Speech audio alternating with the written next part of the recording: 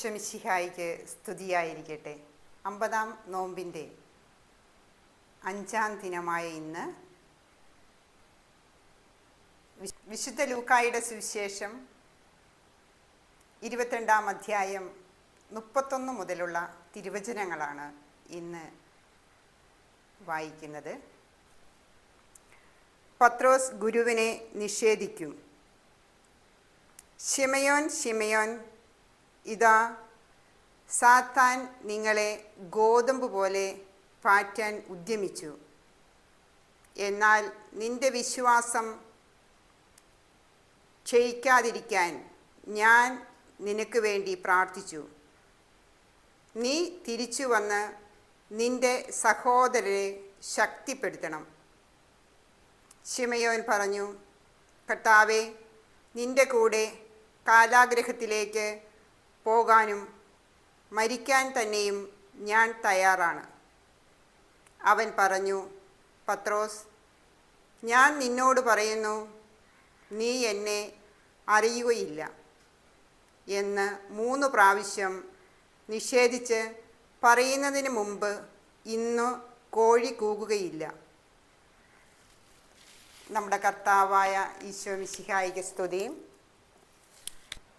ഈശോ പത്രോസിനോട് പറയുന്ന കാര്യമാണ് ഇന്ന് നമ്മുടെ തിരുവചന വാക്യങ്ങളിൽ നാം മനസ്സിലാക്കേണ്ടത്. നമ്മുടെ വിശ്വാസത്തിൽ അടിയുറച്ച് വിശ്വസിക്കുക എന്നുള്ളതാണ് ഈ തിരുവചന ഭാഗത്തിൽ വ്യാഖ്യാനിച്ചിരിക്കുന്നത്. ഈശോ പറയുന്നു, ഇന്ന് കോഴി കൂകുന്നതിൻ്റെ മുമ്പേ എന്നെ 3 പ്രാവശ്യം നിഷേധിച്ചു പറയുമെന്ന്. മനുഷ്യരായ നാം ഓരോരുത്തരും ഇന്ന് പല പല നിലനിൽപ്പിന് വേണ്ടി പല കാര്യങ്ങൾ ആവർത്തിച്ച് നിഷേധിച്ചു പറയുന്നു. ഈശോയിൽ വിശ്വസിക്കുന്ന നാം ഓരോരുത്തരും നമ്മുടെ വിശ്വാസം അടിയുറച്ച് ആയിരിക്കണമെന്നാണ് നമ്മുടെ വിശുദ്ധ ബൈബിൾ നമ്മെ പഠിപ്പിക്കുന്നത്.